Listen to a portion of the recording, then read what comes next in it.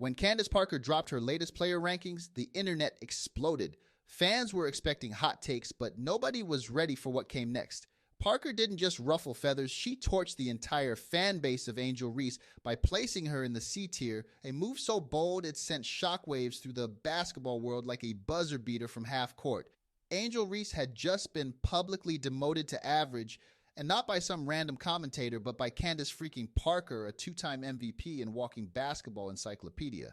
The reaction? Nuclear. Social media melted down. Fans screamed bias. Hashtags flew. Some even called it an attack on women's basketball itself. Candace didn't backpedal. She stared straight into the firestorm and said, "I meant every word." And when she revealed the real reason behind her ranking, it shattered the entire illusion of her superstardom, because behind the glitz, the nicknames, and the headline stats was a truth no one wanted to admit.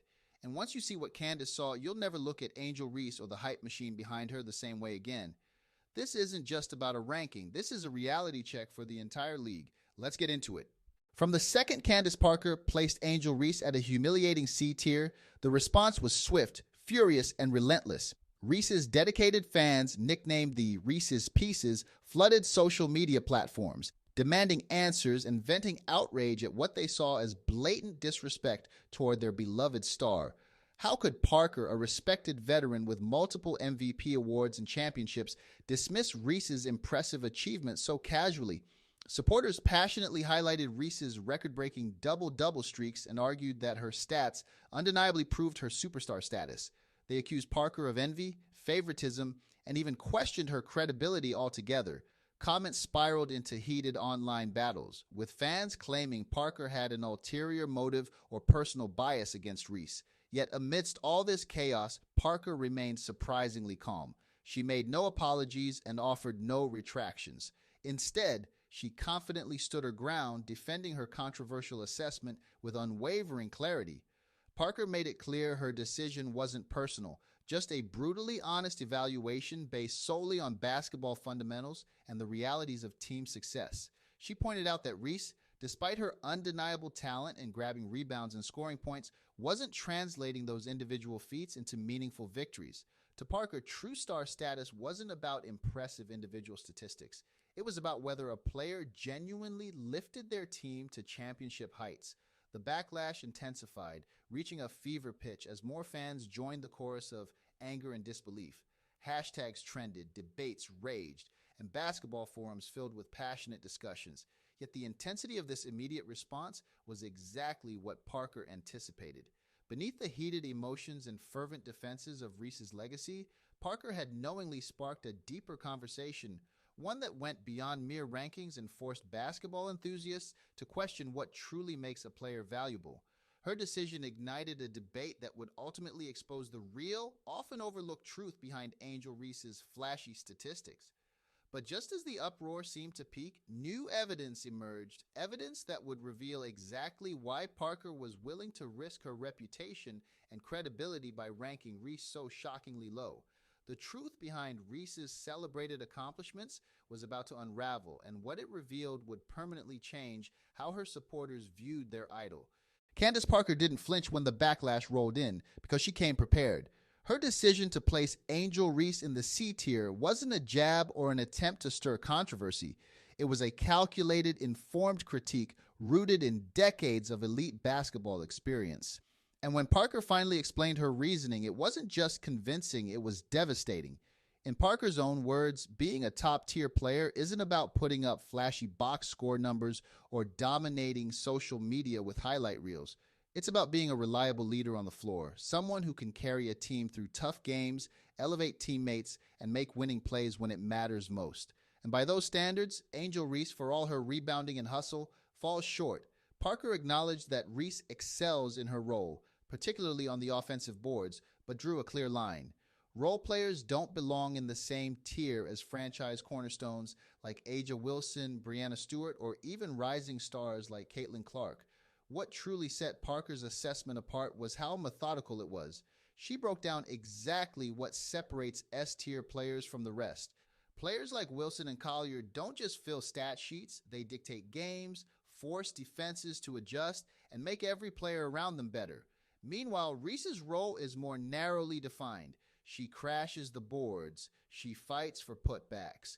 But when it comes to decision making, playmaking, and leadership, Reese doesn't carry that same weight. In Parker's eyes, calling Reese a superstar based on double doubles alone was like calling someone a great chef because they can boil water. To drive her point home, Parker made comparisons that left little room for argument. Aja Wilson, a two-time MVP with multiple championships, is not just consistent, she's dominant on both ends of the court. Breanna Stewart is a defensive nightmare with 3 titles under her belt. These are players who deliver when the stakes are highest. Reese, by contrast, has yet to show she can lead a team to real success. Her team struggles, even as she racks up rebounds. Her turnovers often come in critical moments. And most damning of all, the team performs better when she's off the floor. So while fans were fuming over what seemed like a snub, Parker wasn't backing down because she wasn't making an emotional call. She was exposing a harsh reality. Reese's public image might scream superstar, but her on-court impact says something else entirely. And that disconnect between perception and performance, that's what Parker was determined to reveal. But as bold as her ranking was, the real bombshell came next. Because Parker wasn't just basing her opinion on theory. She had the stats. She had the film. And when you look closely, those numbers tell a very different story about Angel Reese, one that even her biggest fans have trouble defending. At first glance, Angel Reese's stats are eye-catching.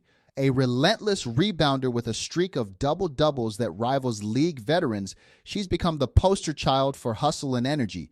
But Candace Parker saw what most fans overlooked. Those double-doubles, as shiny as they look, don't actually move the needle when it comes to winning basketball games. In fact, they may be hiding a much more troubling reality. Reese has become famous for piling up rebounds, especially offensive boards. But what happens after those rebounds? Too often it's a missed layup, a forced shot, or worse, another turnover. One game in particular blew the lid off everything, a matchup against the Minnesota Lynx that turned into a full-blown disaster. Reese recorded a shocking 9 turnovers, a stat so damning it couldn't be ignored. What looked like just another tough loss for Chicago became the smoking gun for Parker's claims. Reese didn't just have a bad night, she completely collapsed under pressure. Simple entry passes turned into giveaways. She traveled. She mishandled dribbles. She made desperate, off-target, no-look passes that turned into highlight reels for all the wrong reasons. And what made it worse? These weren't elite defenders stripping the ball. These were unforced errors, mistakes that would get a high school player benched. Analysts and coaches began studying that game tape not as an outlier, but as a blueprint. What they found was consistent.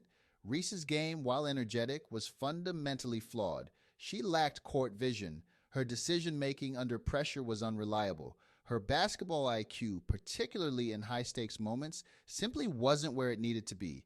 And all of this was hidden behind the illusion of stat lines that look good on ESPN's ticker.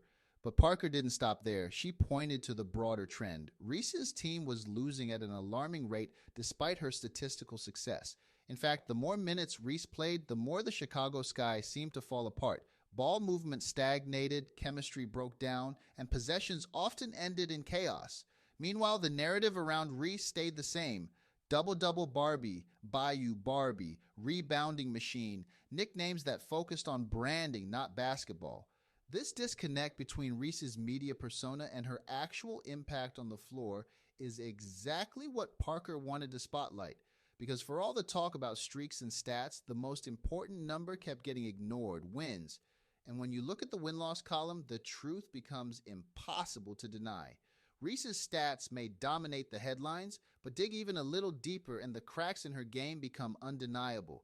Candace Parker saw through the hype, and what she exposed would force fans and analysts alike to start questioning whether Reese's fame is built on performance or pure illusion. And as more evidence began piling up, one thing became clear.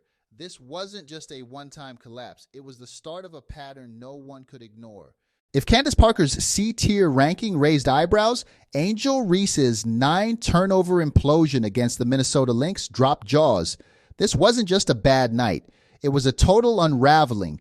The game, meant to be a regular season matchup, turned into a basketball autopsy with Reese's flaws laid bare on national display. From the opening tip, it was clear something was off. Her timing was erratic, her passes were wild, and her confidence, usually sky high, seemed to evaporate with every possession. The stat line was brutal. 9 turnovers, a plus minus of -19, and a series of plays that felt more like bloopers than professional highlights. Missed layups, unforced traveling calls, aimless no-look passes, and decisions that left even casual fans shouting at their screens. Defenders didn't need to pressure her. Reese was turning the ball over all by herself. It wasn't just bad basketball, it was chaotic, confusing, and nearly unwatchable. And it wasn't just 1 or 2 mistakes. The entire game was filled with possessions where Reese either stalled the offense or gave it away entirely. One clip, now infamous on social media, shows Reese blowing a layup, grabbing her own rebound, missing again, and then tossing the ball straight into the hands of the opposing team, all in one sequence. Commentators called it a meltdown. Analysts called it a warning sign. Candace Parker, she called it validation. Opposing coaches took note. That night became a case study, a how-to on shutting down Angel Reese.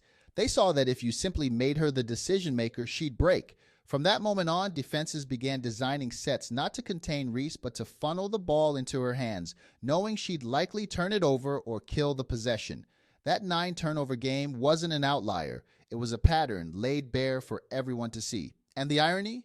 Reese still recorded a double-double, 11 points, 11 rebounds.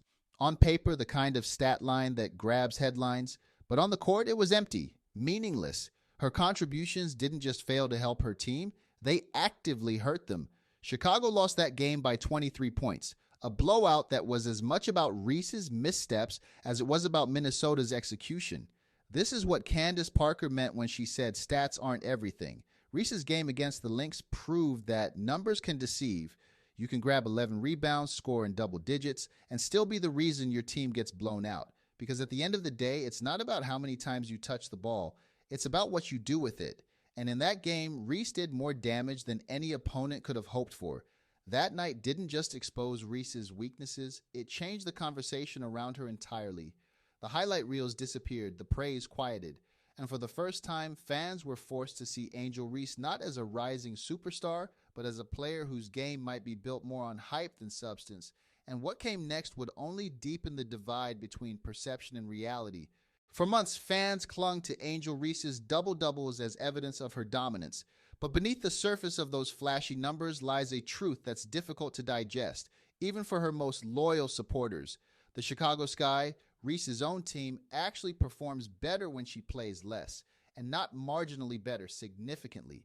In games where Reese logs fewer than 30 minutes, the Sky's offense flows smoother, the ball moves more freely, and teammates thrive in roles that aren't overshadowed by chaos in the paint. It's the kind of stat that doesn't show up on highlight reels, but it's undeniable. When Reese takes a back seat, her teammates find rhythm. They're no longer forced to work around her erratic passing, missed putbacks, or forced isolation plays.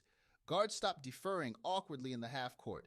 Shooters get cleaner looks. And the turnovers, so many of which stem from Reese trying to do too much, drop dramatically. The entire team starts to resemble, well, a team. And here's the kicker. This isn't speculation. It's backed by game film, analytics, and cold hard wins. The Sky's win percentage sees a clear uptick when Reese's minutes are reduced. That's not just a coincidence, it's a pattern. One that pokes a massive hole in the narrative that Reese is the key to Chicago's success. Because if a player's extended time on the court consistently leads to worse outcomes, can she really be considered valuable? It's this exact contradiction that Candace Parker exposed with her ranking. She didn't dismiss Reese's effort, her physicality, or her hustle. But effort isn't the same as effectiveness, and when Reese dominates the stat sheet while her team crumbles around her, Parker, and now a growing list of analysts, sees that for what it really is, empty production. It gets even worse when you realize that some of Reese's highest stat games have come during blowouts, when the outcome was already sealed and her minutes padded late into garbage time. These are double-doubles that look great on paper but are essentially meaningless in the context of real competitive basketball. They don't swing games, they don't save seasons, they just mask the underlying problems with surface-level sparkle. And yet, the narrative persists. The media continues to frame Reese as essential. The league still treats her like a budding icon, but the numbers tell a completely different story, one that fans are slowly waking up to. Angel Reese, for all her effort and energy, might be doing more harm than good when it comes to actual team success. This isn't just a criticism, it's a crisis. Because if the player being marketed as the future of the franchise is quietly dragging the team down, then Chicago doesn't just have a basketball problem, it has a direction problem. One that calls into question not just Reese's impact, but the coaching staff's priorities, the front office's strategy, and the media's role in shaping perception over performance. And as you'll see next, the deeper you look into those priorities, the more troubling this story becomes.